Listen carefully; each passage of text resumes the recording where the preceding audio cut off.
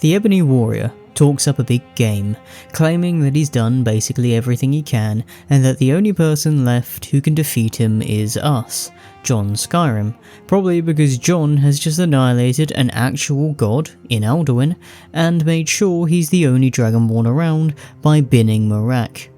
The thing is, we had to be a Dragonborn to best Alduin and Merak, and while the Ebony Warrior may be some kind of immortal, he's definitely not got Akatosh's blood, so that got me thinking.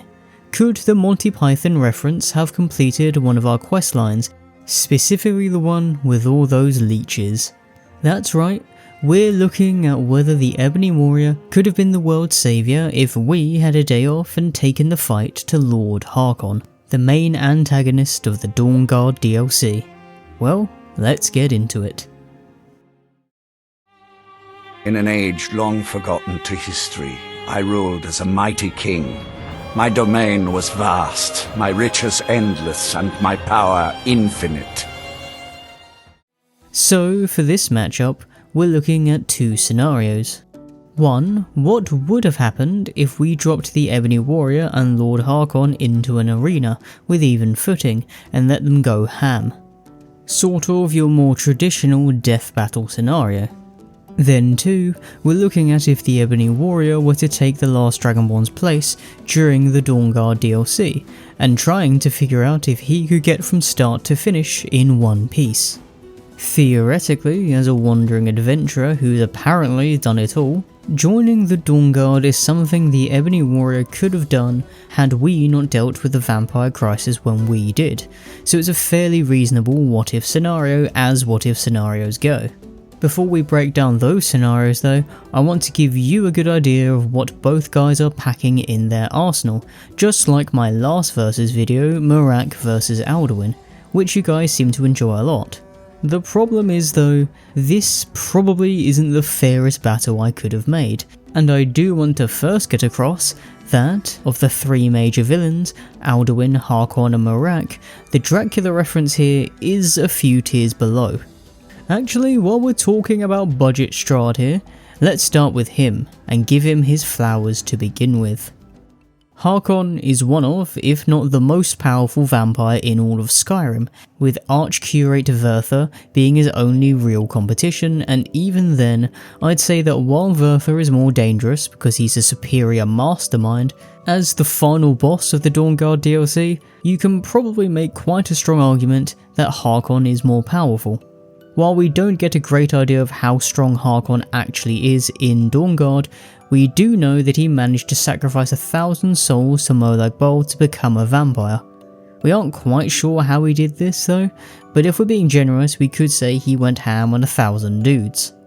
Wait, pause. Anyway, a good way of looking at how strong Harkon is to look at those with similar abilities but are his inferiors. Of course, he has forced a bunch of other pretty powerful vampires into subjugation, and with how chill they all are, if the Last Dragonborn were to take Harkon's place, I think it's safe to say that fear and power from Harkon is the thing keeping them all in line, not loyalty. If we want to be more specific though, it's good to look at his wife, Valerica. Now Valerica is one of the most knowledgeable conjuration users in all of Skyrim, able to open up a portal and survive the Soul Cairn. As a daughter of Coldharbour, she is naturally one of the most powerful vampires around too, and would more than likely be one of Skyrim's greatest mages in the current era. Yet she can't even fathom the idea of defeating Harkon in a straight fight. She starts projecting on us and calls us a fool for even saying that we're just gonna straight beat him. Which, in this scenario, she's the one being delusional. Now she also says a similar thing about Dunavir, and he was an already powerful dragon before his deal with the Ideal Masters, and now he has a bunch of necromancy buffs, probably putting him in the top tier of dragons currently. Maybe he's even number 1 behind Alduin because of all of his hacks. Thus, I think we could say that Valerica probably has the power to defeat the average dragon, if she can find a way around the whole weakness to fire thing, but would fall considerably short, on a power scale anyway, against Odahviing, one of Alduin's top troopers, and Paarthurnax, whose Thu'um is among one of the greatest in dragonkind. She does have dragon bones in her lab, so if she was old enough, she maybe could have fought one, and that's where she got those bones, which isn't the most inconceivable thing, since dragon hunts were still going on in the late First Era and early Second. This would then put Harkon in a clear tier above her, because it's pretty concrete that he could defeat his wife in a fight. And I think it's reasonably safe to say that on a power chart, he's probably among the stronger dragons like Odahviing, Paarthurnax and Dunedain. The thing is, he's kind of a big fish in a small pond. Sure, he's a threat to all of Skyrim, but when compared to the opponents that the Last Dragonborn faces, like Alduin, who can eat the entire world, and Miraak, who blew up an entire region to turn it into an island by accident, and even Ancano, that very specific time, Harkon isn't really a major threat to Jon Skyrim's power. We don't need a special doodad, a power boost, need to get stronger in lore, or gain extra knowledge to beat him.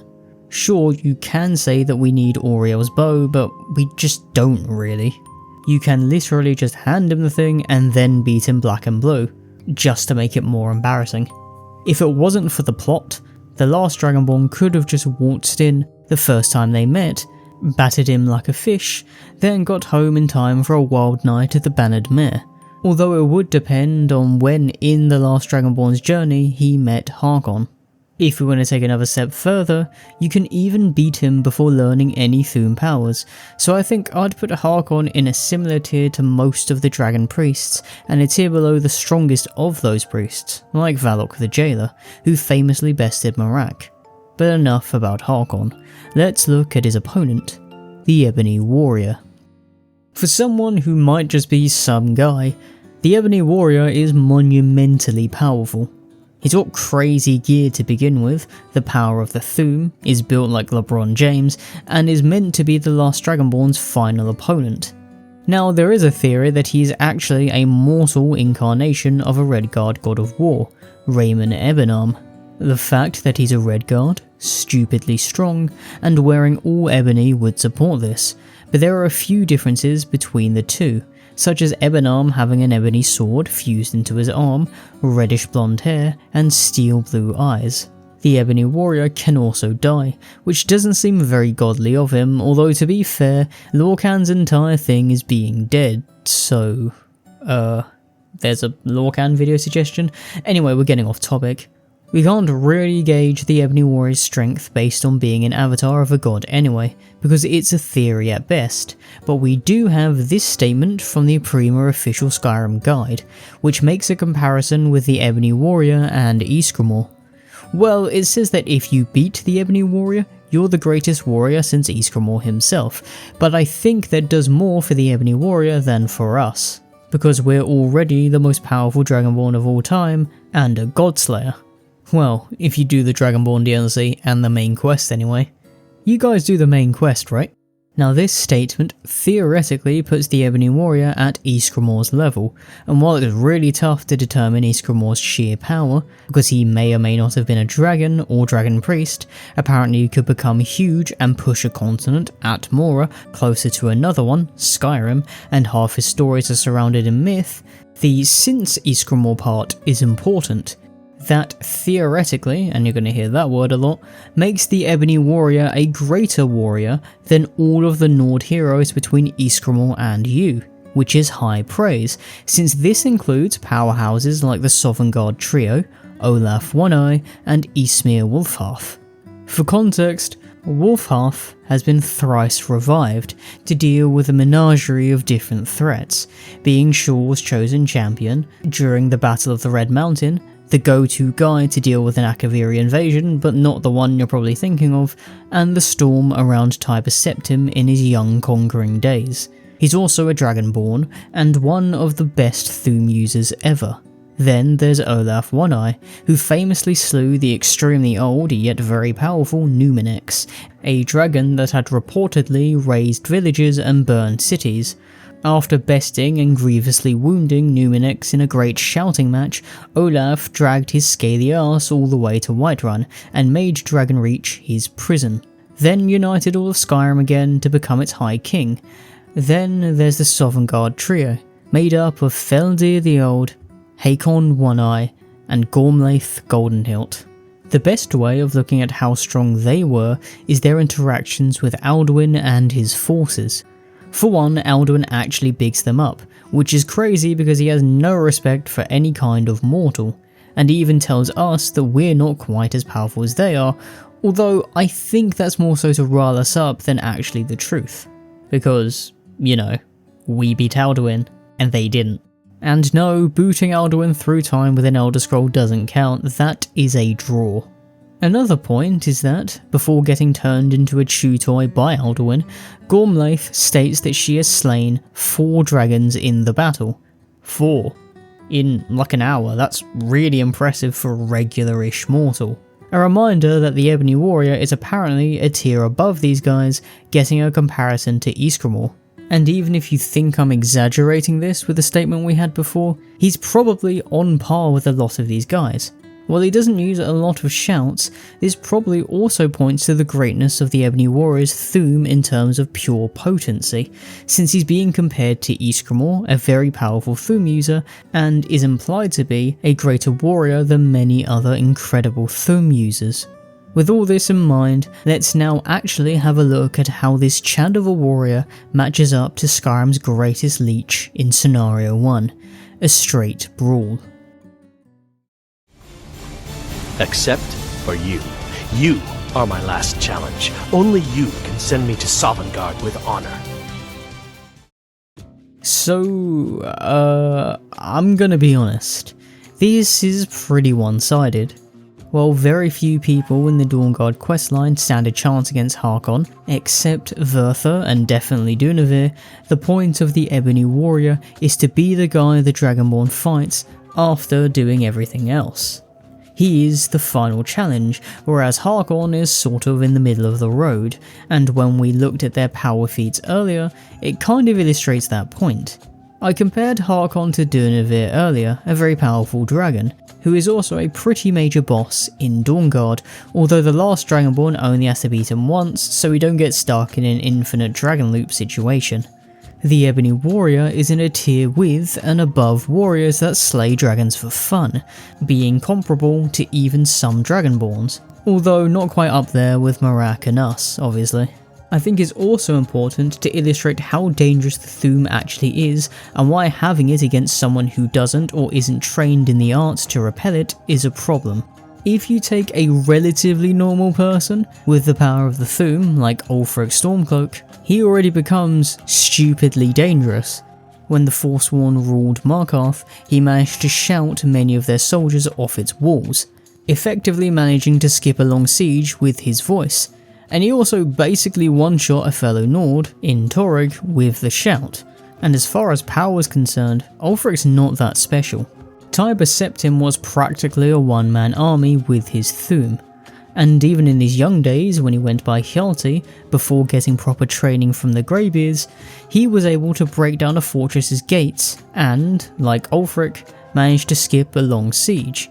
Speaking of the Greybeards, they have been known to turn pretty powerful people to ash just by talking at them, as was the case with a recently revived Wolfhearth, and Hjalti, or I guess a young Tiber, survived that same shouting as we did, John Skyrim, on the day we got the title of Ysmir.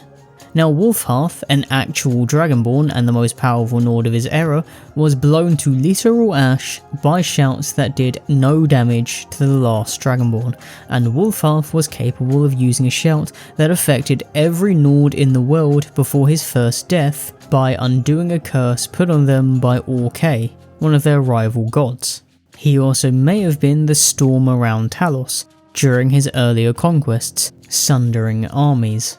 Now granted, the Ebony Warrior only has the Disarm and Unrelenting foreshouts, so in terms of sheer damage potential, he's not going to be up there with these other Thu'um users, but Fusrodar definitely works on Harkon. He gets ragdolled and everything, and is much more powerful in lore than in game, which goes for pretty much every shout, since you wouldn't have a cooldown in the lore.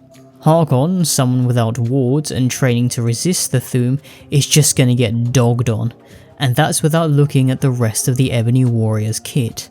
Both are capable of using summons, and it would be a Gargoyle versus Storm Atronach super fight.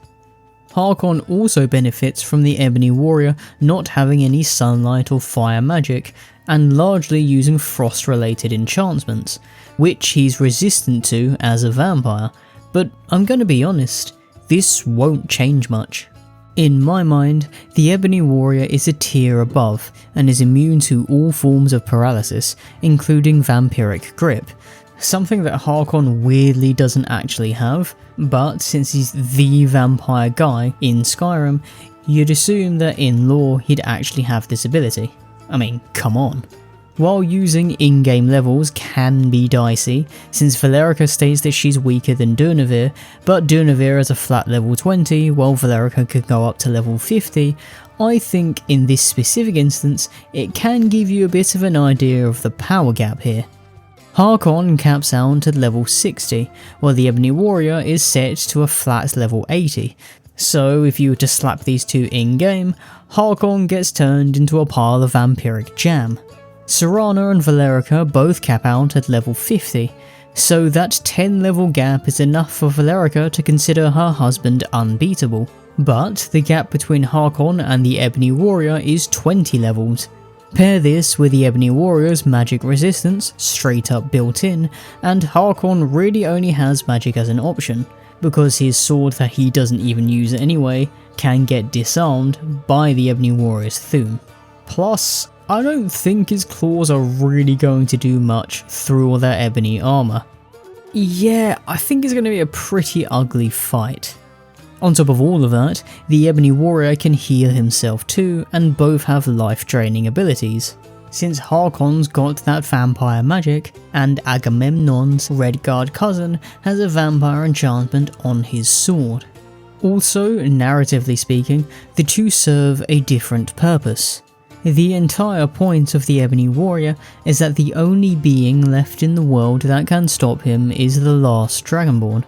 Harkon's just another domino in John Skyrim's way, and he doesn't need any power boosts in that quest to deal with him, as was the case with Alduin, where you can get all that Greybeard training, and Marak, through Squid Game's numerous buffs. Again, sure, you can point to Auriel's bow, but you can just give Harkon the bow and you still slap him silly.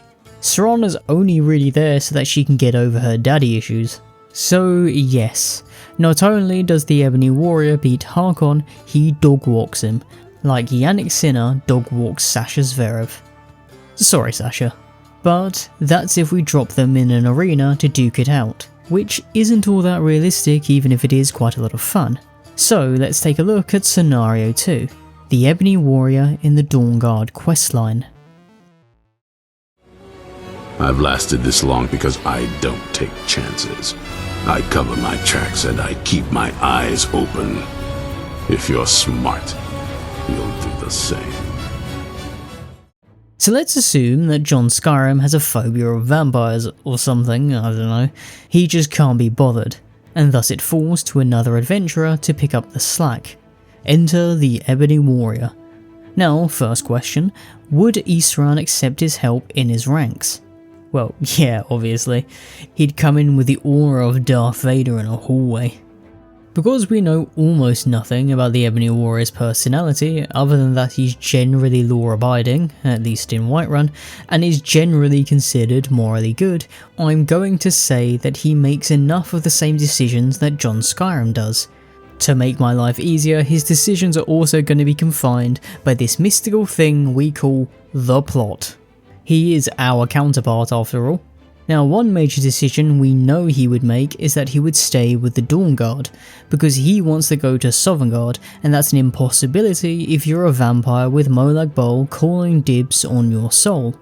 He would save Serana as before, take her to Castle Volkihar, get booted out, do the rest of the quest with ease, right up until the portal to the Soul Cairn. Again, he'd opt out of being a vampire and enter the cairn with the part of his soul sealed. So that raises the question, could the Ebony Warrior beat Durnevir while weakened? Although he'd have a harder time than us, I believe so, and I don't think the Keepers are going to prove much of an issue either. He would have Serana and Valerica's help, plus I already spent a big chunk of the video comparing him to Dragon Slayers. The question is whether Duinavir would take the L with grace as he did with John Skyrim, and again the answer is probably yes. The Ebony Warrior has the Thume, and while Duinavir wouldn't be as stirred, feeling that the Ebony Warrior's got our Dragon Soul because he doesn't, he could perhaps hold out hope that the Ebony Warrior could learn to say his name with the Thume to summon him in Tamriel. We learn it straight away, and it might take the Ebony Warrior some time, but it is possible. Now it is a slimmer hope, especially when compared to us, but for someone as devoid of hope as Duinavir is, I think he'd take it, and maybe this is a message the Ebony Warrior gives to the Last Dragonborn when confronting them for their final battle. If not, then it becomes a grab the Elder Scroll and run situation, which can get a bit dicier, but if the Ebony Warrior goes out of his way to grab Arvak, he can probably get out of there. I'm sure they'll be fine. Poor Serana might not get enough time to get her closure, but you'd have to learn to live with that one. This then leads us to the Forgotten Vale and Vurther. Could the Ebony Warrior and Serana beat the Snow Elf? While Get Me an Express Ticket to Sovngarde here may find it a bit tough with all his frost related enchantments being practically useless, Vurther is suspiciously close to the edge and he can just throw Darim off a cliff. All joking aside, I do think Vurther's plan of flooding the place with frozen Falmer and a bunch more ads is not going to really stop the Ebony Warrior, and when he's left on his own, he's going to get a whooping from Serana and her best buddy. The Ebony Warrior has Closed Wounds as a spell and a lot of healing potions, so endurance for him isn't going to really be a problem. Plus, the Frost Atronach Vurther tends to summon can be controlled by the Ebony Warrior since he has the Control Daedrus spell. Now you can make the argument that Vurther is stronger than Harkon, which I suggested at the start of this video, since he can be a higher level than Harkon, capping out at level 75, but he's also predominantly a mage, and the Ebony Warrior is resistant to magic. Plus the Ebony Warrior caps out at level 80, so while this fight could potentially be closer, he'd manage in the end and have Auriel's bow, especially since he's got Serana's help. After that, the Harkon situation ends up looking even more dire for Strahd's northern compatriot, because now the Ebony Warrior has the one weapon he's weak to. So, with Auriel's bow in hand, he grabs the Dawnguard's forces at Serana's suggestion and then rolls up to Castle Volgar, ready to absolutely world-star Harkon. After saving the world from the vampire crisis, he probably gets bored again and goes to find the Last Dragonborn to finally send him to Sovngarde. He might even suggest Serana gets cured of her vampirism so she can eventually do the same, but who knows. This scenario might even be easier than straight fighting Harkon in a 1v1 brawl, since he has Serana's help and Auriel's bow to make things easier, which allows him to use Harkon's weakness against him instead of just straight up overpowering him. But, all in all, the Ebony Warrior isn't just talk, and if John Skyrim really couldn't be bothered, he could take his place and save the world from the vampire crisis.